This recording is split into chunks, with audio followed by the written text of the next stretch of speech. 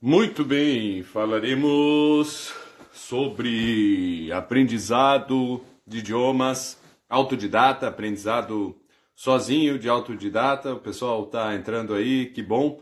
Temos aí 7 pessoas, sejam todos bem-vindos, 8. Já é mais do que suficiente. Se é a gente que se interessa por isso, se são 8 pessoas que a partir de hoje vão procurar aí o material que nós indicarmos e começarem a estudar um idioma, já estarei muito feliz. Nós vamos falar alguns aspectos que valem para todos os idiomas, independente do idioma que tu pretendas estudar. E depois eu quero falar de cada um específico, não é? Porque não há para todos os idiomas sempre os mesmos livros, das mesmas editoras, dos mesmos autores, o mesmo material didático e por aí afora. Essa live foi inspirada pelo professor Malê, Roberto Malê. Muito obrigado pela indicação e pela confiança que foi perguntado por alguém como fazer para aprender a ler em francês ou, enfim, aprender francês em geral. Não é? Ele disse que aprendeu a ler em francês lendo e realmente essa é uma forma de aprender. É bastante dolorosa e eu vou dizer que não é para qualquer um aprender dessa forma. Porém, aprender idioma é sim para qualquer um, para qualquer um. Todos nós somos capazes disso, uns mais e outros menos, não é? Mas é a mesma coisa que eu digo sobre cantar ou tocar um instrumento. Todo mundo é capaz de fazer isso. Uns mais, outros menos, outros serão muito talentosos, outros serão menos. Uns terão muito mais dificuldades, outros terão menos. Isso é óbvio, mas a língua, o idioma é uma coisa bastante humana e todos os seres humanos têm capacidade sim de aprender mais de uma língua e inclusive com bastante desenvoltura, não é? Algumas coisas que nós temos que deixar de lado, assim, não como quanto tempo, perguntas do tipo, não é? Quanto tempo eu demorarei para ser fluente na língua X ou na língua Y? Isso é uma resposta que não há, é uma pergunta que não há resposta, não é? Uma resposta que não pode ser dada. Se ela for dada, é mentira, porque isso vai realmente de cada um. Há muita gente que precisa de muito tempo e dedicação, metodologia, horários bastante específicos para os estudos, e outros que precisam de muito menos, não é? Em pouco tempo ali já dominam, já percebem a estrutura da língua, já dominam a pronúncia de forma bastante satisfatória. Então isso assim, não há como dar um parecer, dizer assim, não, em tanto tempo tu podes aprender tal língua. O que eu posso dizer é que existem línguas um pouco mais fáceis de serem aprendidas e para nós que falamos português, não é? E aí nós temos o português como base, e aí nós podemos dizer que realmente falar espanhol é mais fácil, depois falar italiano é mais difícil do que espanhol, mas é mais fácil do que francês, certo? E falar inglês é mais difícil do que espanhol, e por certos aspectos mais fácil que italiano, certo? Mas é realmente muito mais fácil do que francês, certo? E depois falar alemão é a mais difícil de todas, dessas línguas que nós estamos falando, né? Quais são? É bom falar alemão, são as línguas que eu estudo, não é? Não posso dizer que eu já estudei, porque eu continuo estudando, e eu tenho níveis diferentes em cada uma dessas. Obviamente, eu não falo nenhuma dessas línguas melhor do que alemão, certo? Porque, bom, eu moro aqui agora, já morei há muito tempo, e isso faz com que eu utilize essa língua no meu dia a dia. Falar é a língua que, depois do português, eu melhor falo. Porém, a minha leitura, eu não posso dizer que eu leio melhor em alemão do que eu leio em espanhol e inglês, que são línguas extremamente fáceis para nós que falamos português, e cuja leitura é muito simples, certo? Então, se eu vou dizer que eu consigo manter-me numa conversa normal sobre qualquer assunto em alemão, certo? Por hora, sem problema nenhum. Para ler é muito mais difícil, certo? Para assistir um filme, eu consigo compreender 90% de um filme, o que já é muito, certo? Já é muito numa língua estrangeira, já está mais do que bom, tem um nível avançado de alemão. Porém, em inglês, que eu não consigo conversar tão bem quanto em alemão ou em espanhol, que eu também não consigo conversar tão bem quanto em alemão, eu entendo 95% ou 100%, dependendo do nível de complexidade que é o vocabulário de um filme, não é? Então essas coisas variam muito e nós provavelmente nunca chegaremos no mesmo nível em todas as línguas, certo? São coisas diferentes, são mundos e culturas diferentes e cada língua apresenta dificuldades diferentes, certo? Por exemplo, o vocabulário do francês é muito mais simples para nós que falamos português do que do alemão ou mesmo até do inglês. Porém, a pronúncia do francês é que mais nos massacra. Ela é muito mais difícil até mesmo do que a pronúncia do alemão. Então, assim, alemão, italiano, francês, espanhol, certo? E inglês, certo? Vamos ficar com essas 5 línguas modernas. Por quê? Eu tenho os meus motivos porque eu estudo essas línguas. Eu estudo essas línguas porque nelas está escrita grande literatura, certo? Não só literatura de ficção, mas também em ciências, em filosofia. Nessas línguas, essas línguas são muitíssimo importantes para nós todos ocidentais, certo? Não tem como comparar nenhuma dessas línguas com, sei lá, outras línguas europeias como holandês, dinamarquês, sueco, norueguês, islandês. Ou mesmo línguas eslavas, certo? Como polonês, tcheco, que são as mais próximas, e depois russo, ou búlgaro, ou esloveno, ou qualquer coisa que o valha, certo? Essas línguas, elas têm uma importância, pois nas instituições.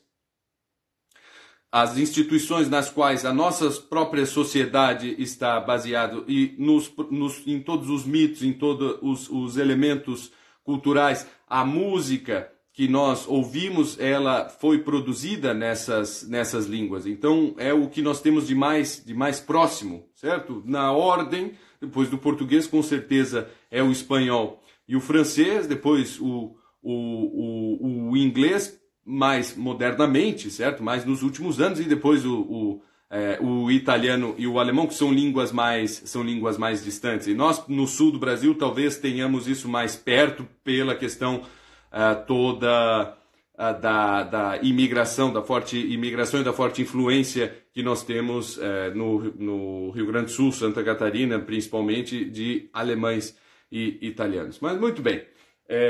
Essas são outras questões, né? Mas falando dessas 5 línguas, né? O que nós precisamos para aprender essas línguas? Tem uma parte, então, que é a questão de materiais didáticos, da metodologia que nós podemos ir atrás para aprender essas línguas sozinhos, e outra parte que é a questão do que fazer da sua própria vida, não é? De modificar a sua própria rotina para que tu simules, estando fora de um país em que se fale essa língua, onde estando no Brasil e que tu não tens a oportunidade de ir comprar pão em uma língua estrangeira e aí exercitar essa língua, ou te encontrar em grandes salões literários e conversar sobre os mais elevados assuntos nessas línguas, não é? Como fazer para que o teu entorno, certo? A tua circunstância inteira seja permeado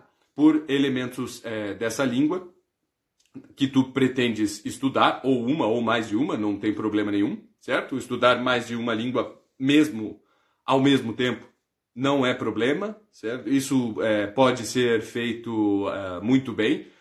Ah, mas eu me confundo. Sim, claro. E daí, qual é o problema, certo? De estar falando espanhol e no meio dizer parla em vez de habla ou qualquer coisa assim, certo?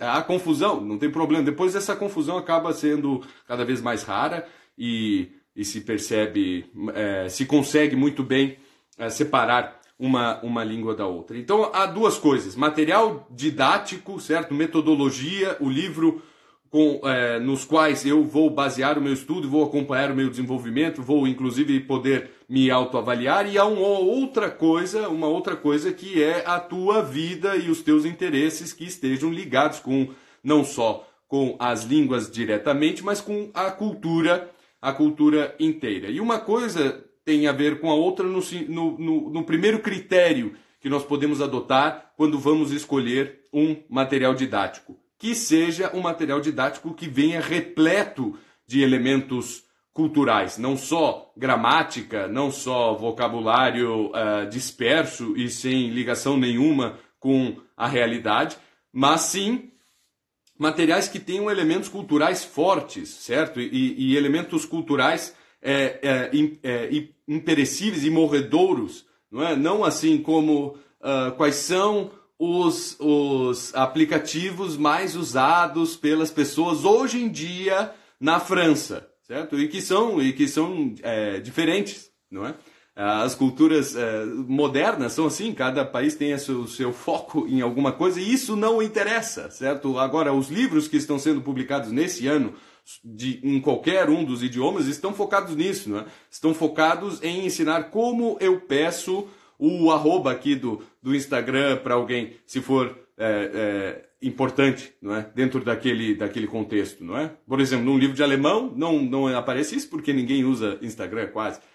E nem droga nenhuma, ninguém usa internet aqui, pelo que sempre me parece. Mas, então que sejam elementos ricos e profundos e morredouros, como por exemplo elementos culturais, que trate da história dos países que falam aquela língua, certo? Que exponha as instituições dos países que falam aquela língua, que falem do sistema de governo, do sistema da história recente e antiga dessas culturas, certo? Que fale do próprio desenvolvimento da língua, que trate sim de um vocabulário que seja mais amplo do que aquela coisa muito focada num tempo, não é? Por mais que isso não seja muito possível, não perfeitamente possível numa língua moderna, porque as línguas modernas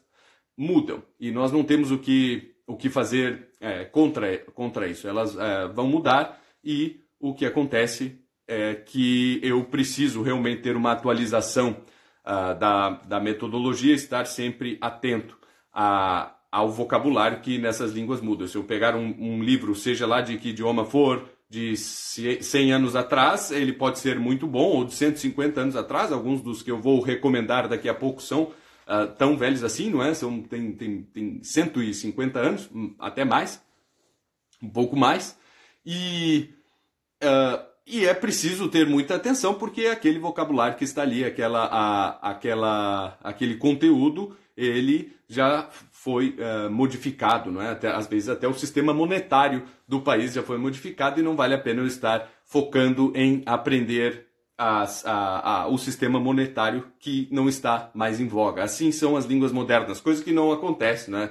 Com o grego e latim antigo, que não mudam nunca. E se eu pegar um método escrito no ano passado, há 10 anos, há 100 anos, e há 1000 anos, e há 2000 anos, ele sempre vai ser muito útil e vai fazer com que nós aprendamos esses idiomas. Com as línguas modernas, nós precisamos constantemente dessa atualização. E é por isso que essa parte da minha rotina e o meu contato com essa língua e com essa cultura é importante, não é? Então, se eu puder realmente escutar programas de rádio ou podcasts, ou seja lá o que for, e filmes nessas outras línguas, é muito bom para que eu realmente perceba e entenda como está o estado atual, como é o estado atual dessa língua que eu estou estudando, não é?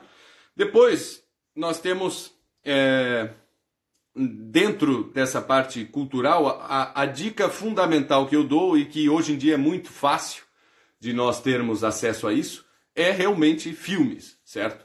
E aí eu digo uma única coisa: o que vale mais a pena, assistir um filme e entender a história, ou assistir um filme e depois de 2 horas eu ter aprendido de 5 a 10 palavras novas, ou expressões, ou frases inteiras, ter tido contato e um momento de ócio, certo? Um momento de descanso, um momento de entretenimento, mas no qual eu aprendi alguma coisa. Se o teu caso for, não, eu não consigo assistir o filme sem entender tudo da história. Eu preciso chegar no fim do filme tendo entendido todos os diálogos e toda a trama e tudo isso, e eu preciso de legendas ou preciso assistir o filme dublado. Tudo bem, não tenho nada contra, faz isso, mas se tu queres realmente aprender uma língua, tu farás o esforço por estar ali 2 horas assistindo um filme em francês sem entender do que se trata a história, mas os teus ouvidos estarão abertos e estarão recebendo aquela língua, tu estarás amolecendo os ouvidos, certo? Amolecendo todos os teus, preparando os teus músculos, certo? O teu aparelho fonador para ser capaz, daqui a pouco, de pronunciar aquela língua. Se tu não fizeres isso, não será possível. Não reclames depois que tu, mas eu tenho dificuldade com a pronúncia, eu na hora de falar, eu travo, eu não sei o que fazer, eu preciso de um método, eu preciso de aulas de conversação, né? Mas não é bem o caso. Quantas horas tu já passaste assistindo filmes e escutando rádio nessa língua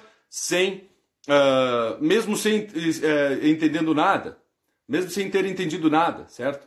Depois assiste uma vez, assiste outra, eu garanto que isso vai melhorar. Não adianta fazer só isso? Provavelmente não. Talvez em 10 anos, se tu assistires agora 2 horas de televisão francesa ou italiana ou sei lá, ou alemã por dia, talvez em 10 anos tu realmente consiga ter aprendido alguma coisa, certo? Mas é difícil, não é? E ninguém quer ficar 10 anos inteiros para aprender alguma coisa, né? Para conseguir um nível básico. Precisa aí de 1 ano, 2 anos no máximo, se esforçando para depois conseguir ler e manter uma conversa com desenvoltura.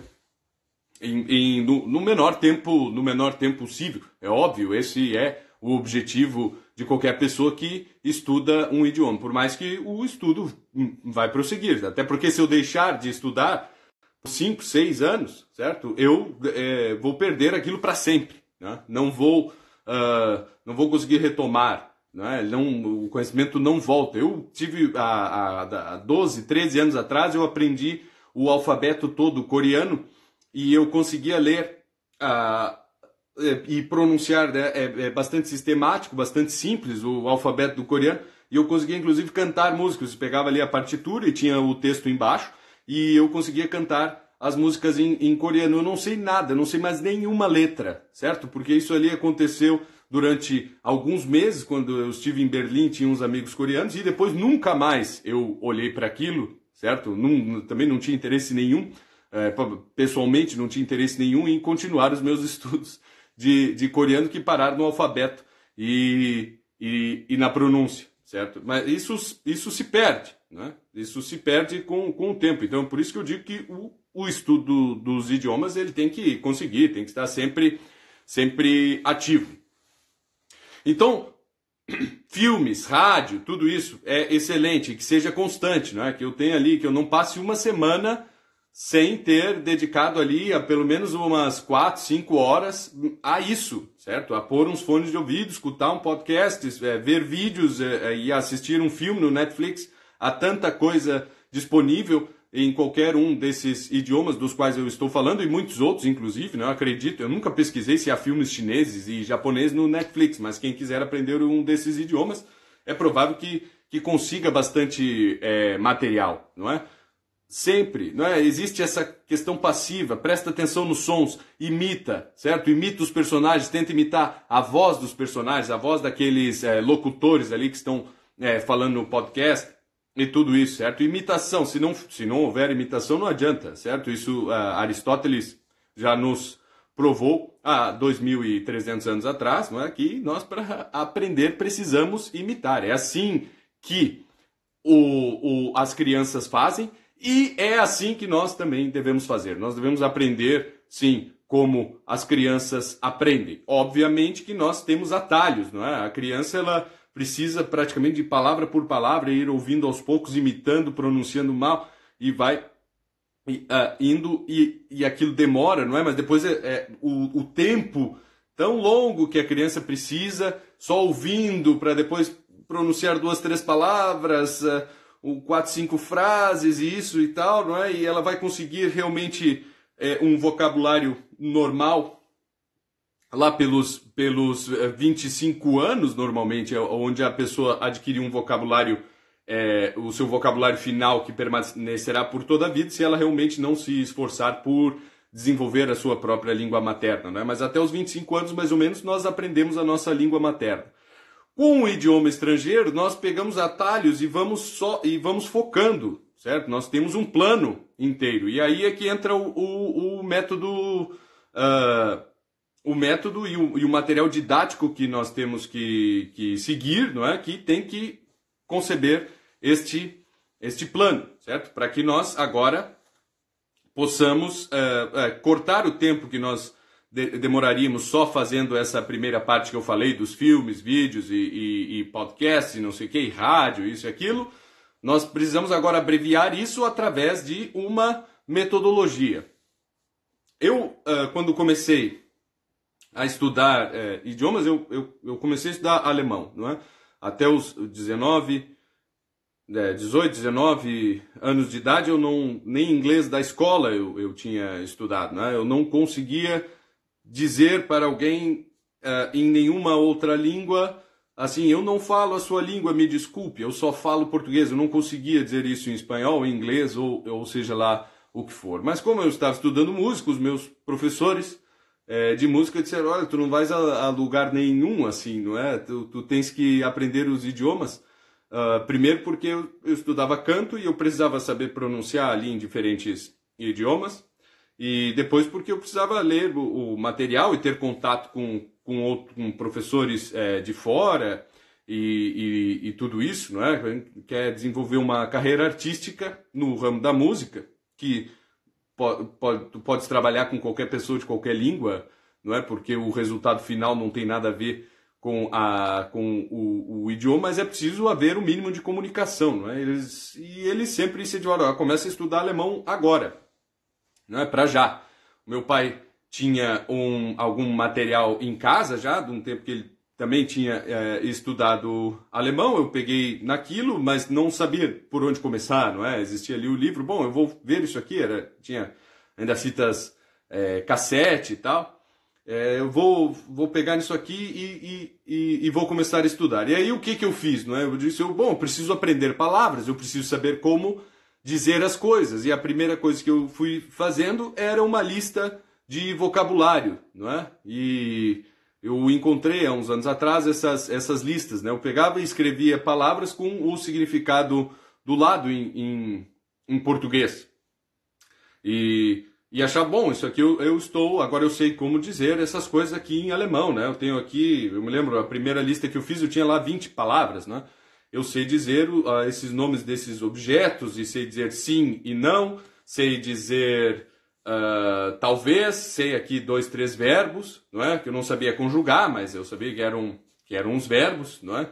E aí eu tentava ler alguma coisa, não conseguia, né? Por mais que ali houvesse um verbo, que era um daqueles que eu sabia, por que eu não estou entendendo, ele está no subjuntivo, não é? E aí eu não ia para frente. Então, e assim foi indo, né? Depois eu estudei no Instituto Goethe por uns 7 meses, mais ou menos, 7, 8 meses. E lá eles tinham livros bastante modernos, não é? Cheio de figuras, assim. Eu acho que dá umas 3 páginas de Word. Dá mais ou menos assim, umas 4 laudas. Se nós pegarmos todo o conteúdo de texto mesmo que existe, né, no material didático, e pormos ele num papel em texto corrido, dá mais ou menos ali umas 4 laudas, né? E o resto tudo são figurinhas, são não sei o que, exercíciozinhos ali de marcar e não sei o que, os diálogos ali tem uma pergunta, uma resposta, uma pergunta, uma resposta e pronto, né? São coisas do tipo. E outra coisa é que eu olhava para aquilo e aí passava assim um capítulo inteiro sobre como pedir comida num restaurante, né? E eu nessa época daí estava marcado de vir para a Alemanha pela primeira vez, não é?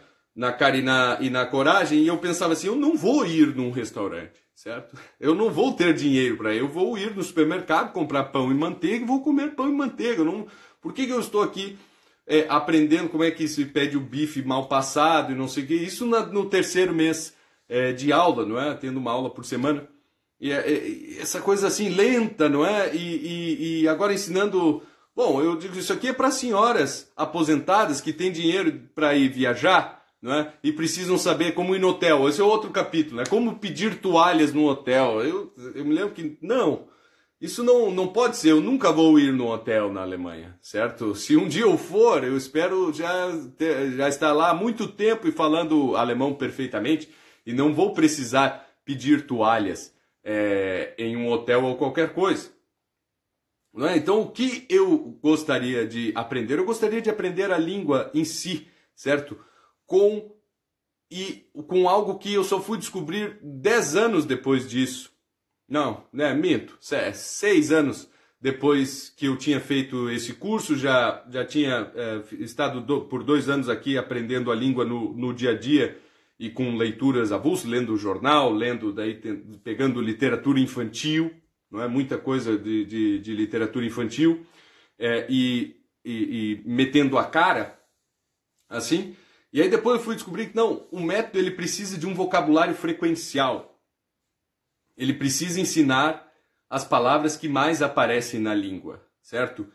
E o bife estar mal passado, médio ou bem passado não é algo que aparece com muita frequência na língua, certo? Isso só aparece em situações muito específicas. Não é um vocabulário frequencial, ele não está no dia a dia da língua e nem da leitura e nem da literatura. Então o que é preciso fazer é pegar a língua inteira, o dicionário inteiro e a gramática inteira e ver o que mais aparece, certo? Então, normalmente funciona no início dos cursos, né? Tu começas a ensinar o verbo ser e estar, o verbo ter.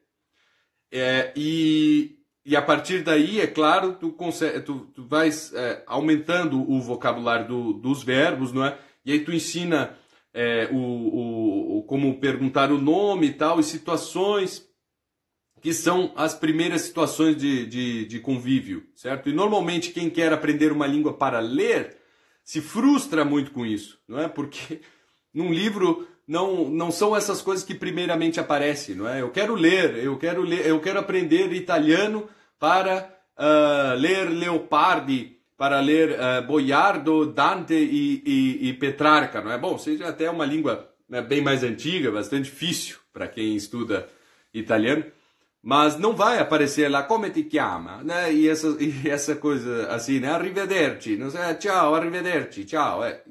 Não é isso que aparece em Dante. Então ficar focando muito nessas coisas acaba frustrando muita gente que quer aprender um idioma para leitura, né? Então assim, o necessário é que o método avalie o vocabulário inteiro da língua, e esses estudos já existem, não é? Existem dicionários frequenciais, não é? Dizendo num nível de 1 a 10 assim, qual é a frequência daquela palavra, e que dê para o aluno, ao longo do curso, do básico até o final do intermediário, um vocabulário de mais ou menos entre 1.500 e 2.000 palavras, certo? Que servem em todas as línguas, pelo menos nessas das quais nós estamos falando, que servem para que eu expresse-me em 85% das situações do dia a dia e para que eu consiga ler e entender 85%. Isto é um nível intermediário do conhecimento da língua, certo? As línguas modernas, hoje em dia, elas têm 200.000 palavras, certo? Mas entre 1.500 e 2.000 eu já domino 85% delas. Estar no nível intermediário de inglês, que tem 200.000 palavras, não é dominar 100.000 palavras, certo? É dominar 1.500 a 2.000. Com essas palavras e também as estruturas sintáticas todas que aparecem, não é? Então toda a gramática nesse nível intermediário. Claro que casos, exceções e não sei o que e tal, isso aí tudo não pertence assim preciso, não é algo que, como eu posso dizer, não desculpa, garganta seca, que é o aquecimento aqui da casa, aí a gente fala e fica assim com a garganta seca. Mas voltando. Então eu preciso dessas 1.500 a 2.000 palavras para realmente estar no nível intermediário e, a partir de então, para eu chegar a 90% do domínio de uma língua, eu vou precisar de mais ou menos 3 vezes o tempo que eu cheguei para esses 95%, para esses 85%, certo? Então, que é o nível avançado, não é? Chegar em 90% do domínio de uma língua estrangeira, ou muito mais, certo? Aí que a coisa começa a ficar difícil. No início, tudo é novo e tudo é fácil, certo? E a coisa vai avançando e vai ficando cada vez mais difícil. E é assim, não é? Depois, no nível avançado, o que há ainda para aprender além do básico e do intermediário, não é? É pouca coisa, vai ser cada vez mais difícil. Bem, o que nós temos então de metodologia, não é? Para o francês, eu já postei hoje ali nos stories, existe esse livro, Français par la méthode nature, que é organizado pelo professor dinamarquês Arthur Jensen. Não sei como se pronuncia isso em dinamarquês, mas assim, Jensen, não é? Ou Jensen. E ele era o diretor do Instituto de Ensino de Línguas pelo Método Natural, Instituto de Línguas de Copenhagen.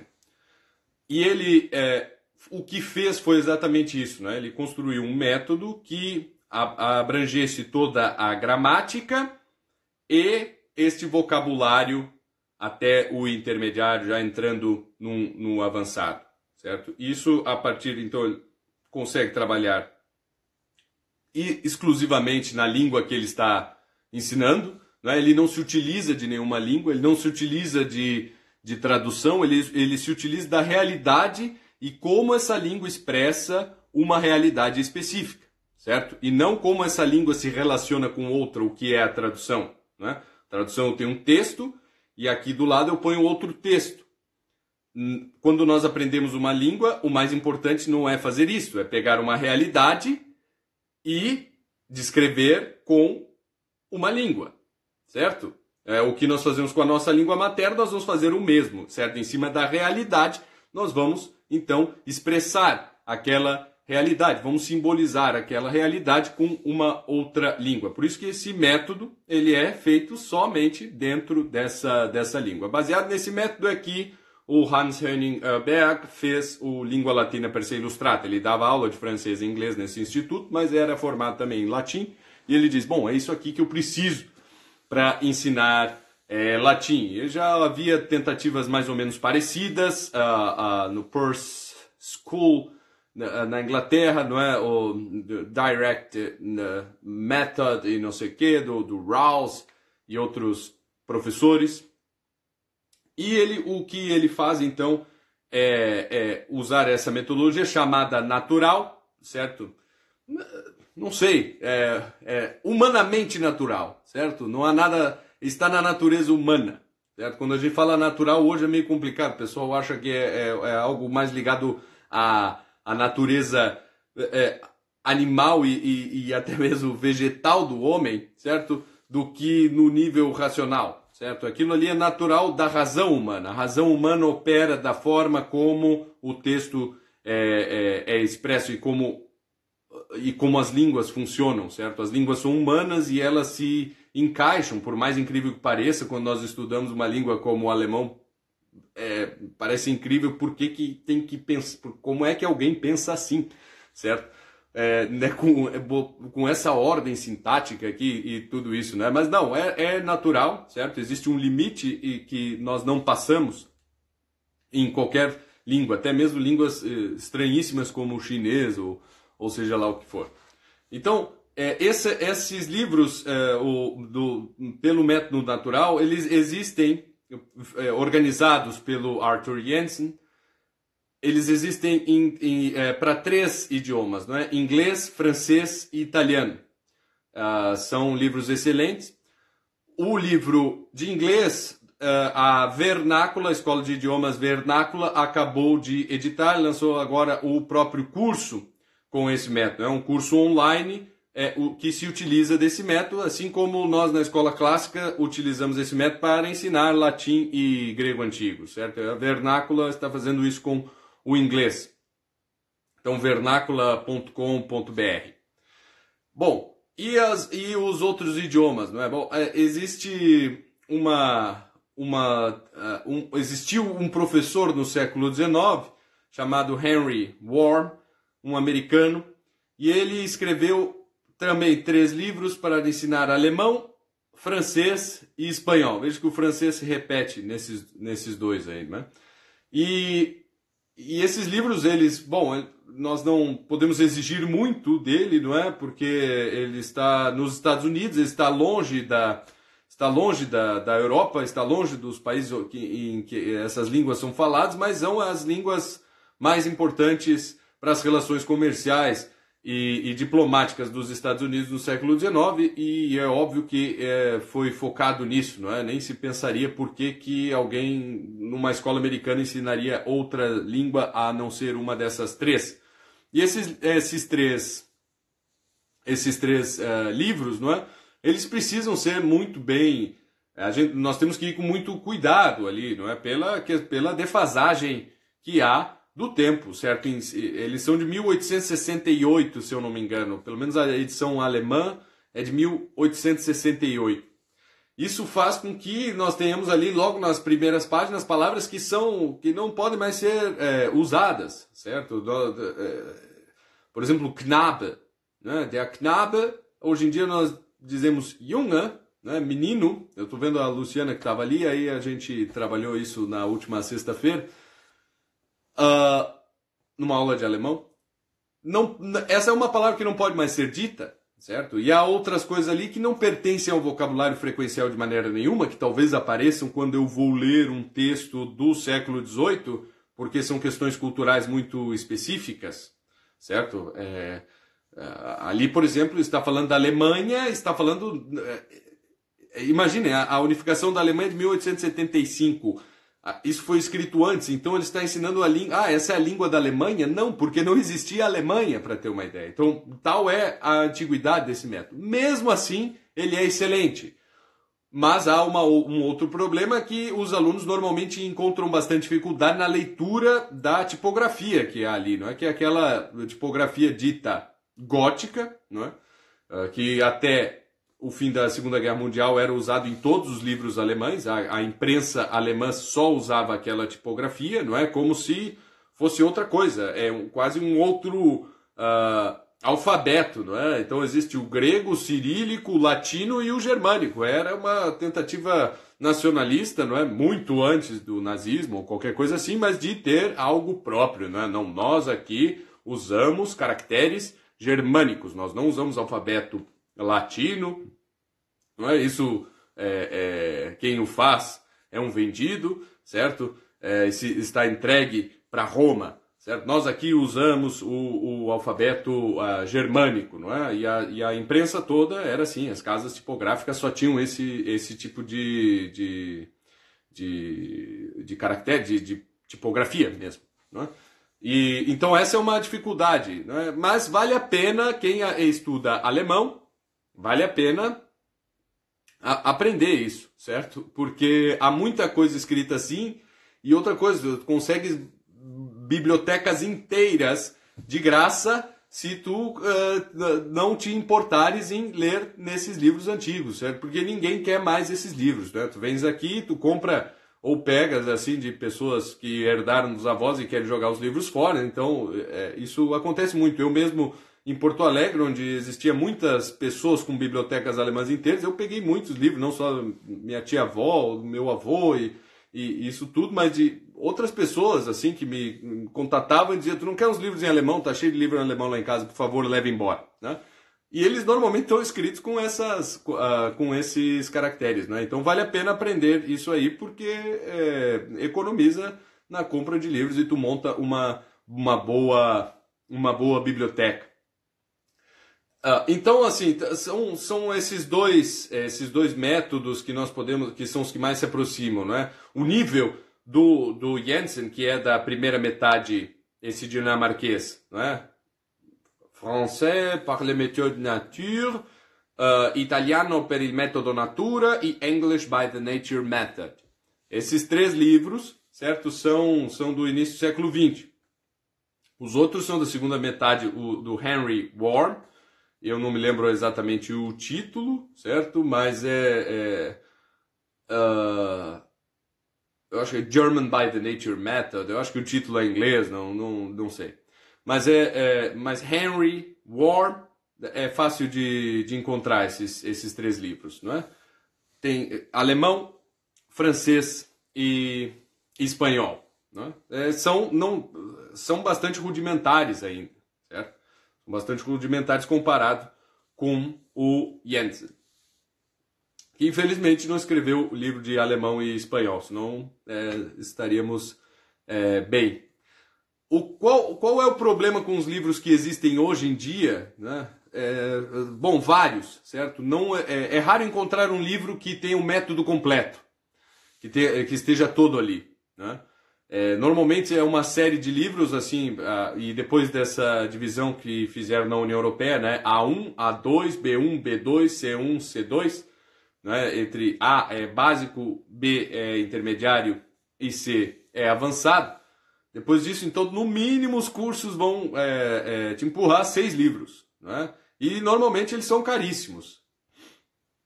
Aí no Brasil custam os livros lá, sei lá, do Instituto Goethe, que eles usam, custam 200 e alguma coisa, certo? E para né? A1, certo? Básico do básico. E qual é o problema no conteúdo dele? Bom, como eu disse, é pouco texto, é pouca língua.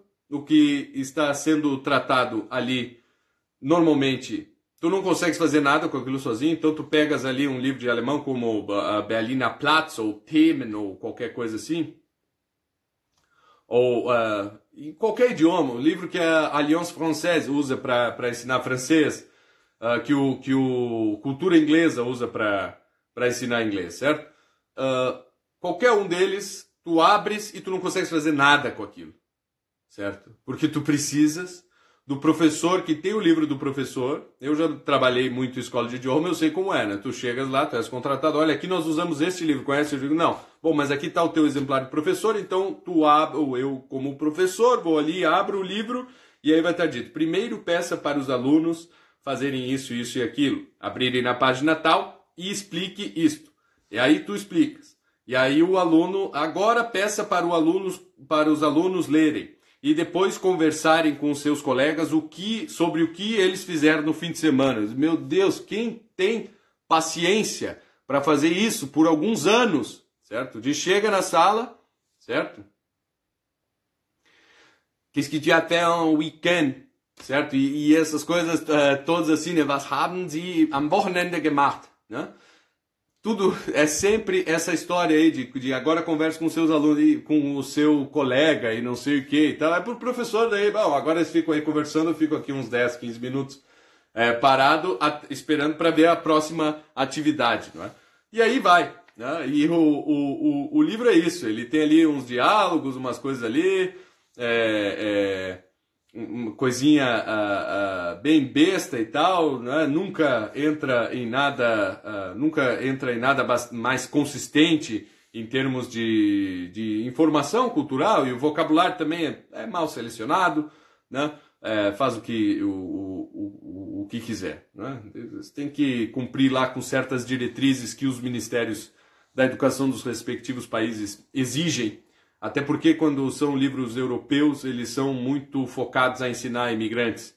E aí o setor de políticas de imigração dos países europeus tem lá existe um setor responsável também pelo ensino de línguas e tal, e eles exigem certas coisas, né?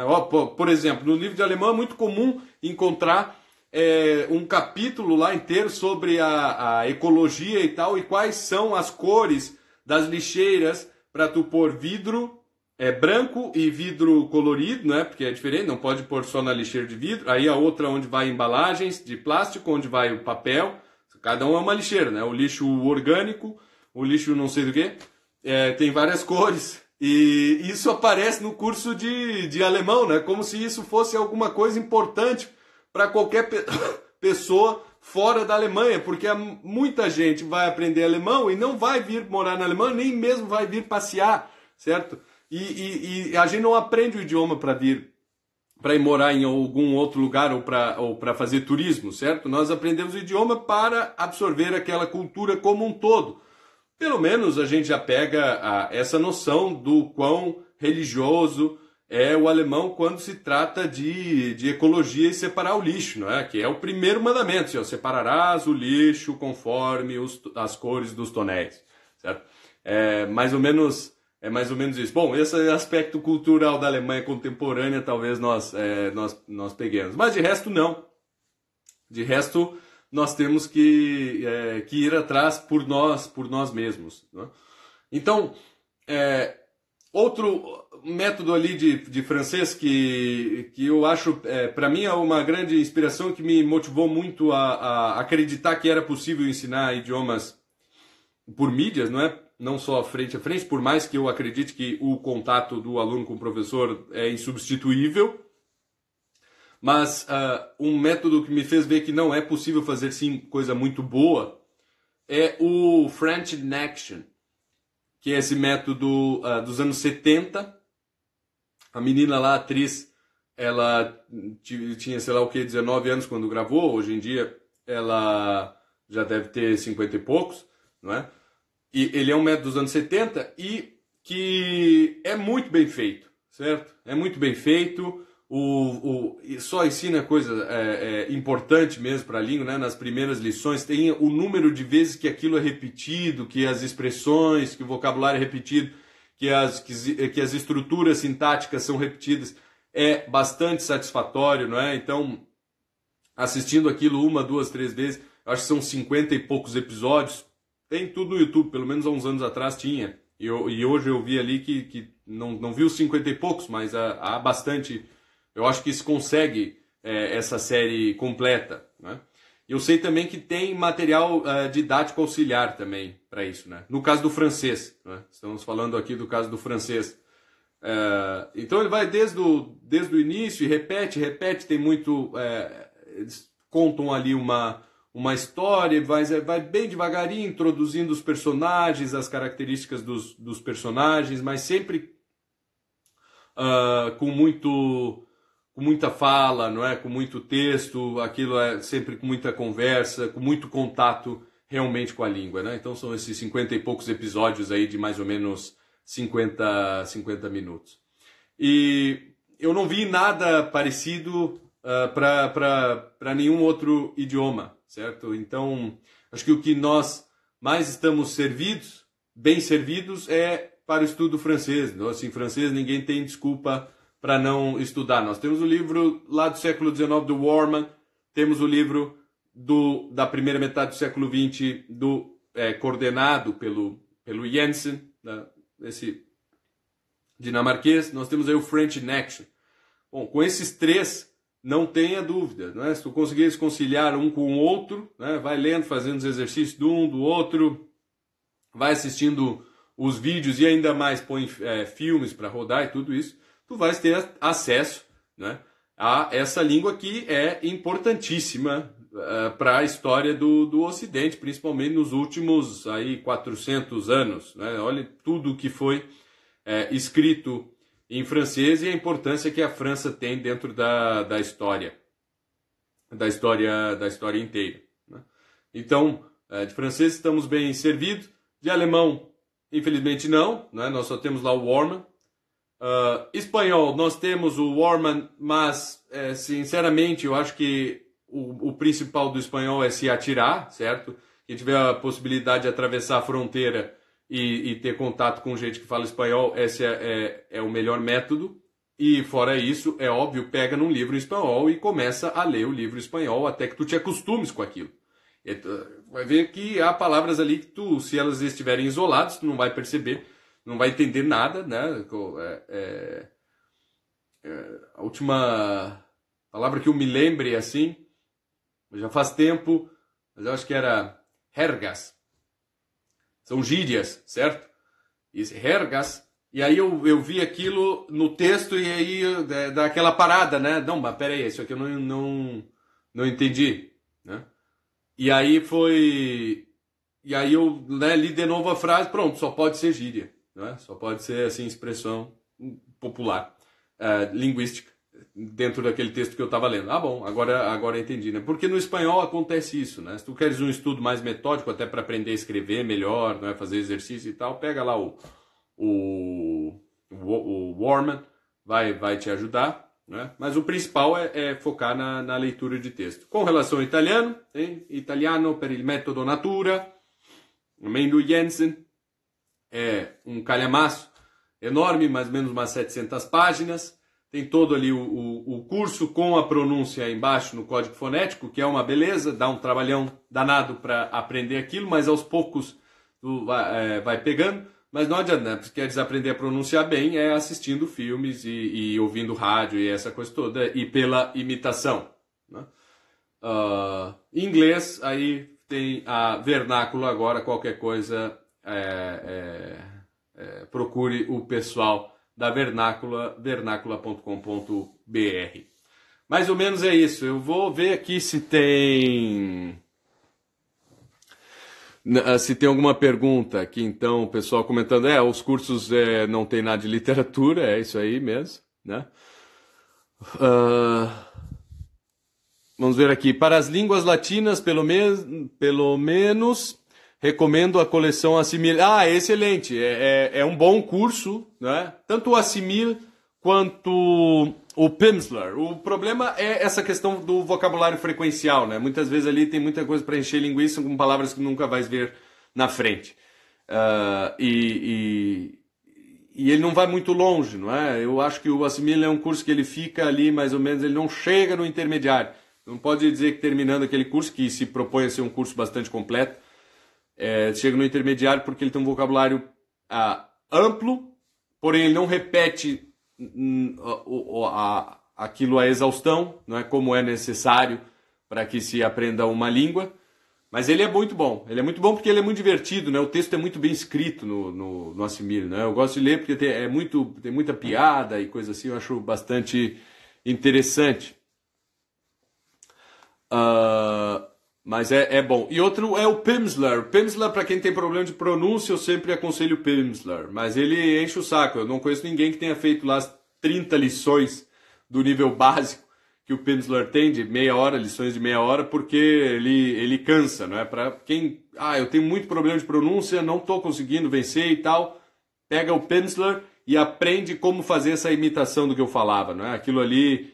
eu não sei, eu vejo o filme e tudo, mas não vou adiante. Então pega o Pimsleur e aí reproduz aquilo que ele faz naquelas lições, são só em áudio, não é? Reproduz vendo um filme ou escutando rádio, não é? Se a live ficará salva, bom, aqui eu não estou gravando em outro, normalmente eu gravava com a câmera aqui também, mas eu só estou salvando aqui, eu vou deixar aqui no Instagram, acho que fica até por umas 24 horas mais ou menos, não é? Vamos lá. Bom, eu acho que é isso. Agradeço todas as 43 pessoas corajosas que ficaram até agora. Agradeço mesmo, né? Eu gostaria de fazer isso com mais frequência, mas o fuso horário, assim, eu já estou aqui morto de cansado. Já nem sei que horas são aí, quase 11 horas. E eu sou acostumado a dormir bem cedo, Então, se não poderíamos fazer mais. E mais cedo também não adianta que o pessoal não consegue assistir, não é? Mas muito obrigado. Muito obrigado, espero que consigam fazer mais vezes aí. E se quiserem, fiquem à vontade para mandar sugestões ou alguma coisa assim, não é? Do que nós podemos tratar aí sobre estudos de línguas e coisas afins. Muito obrigado a todos, até a próxima.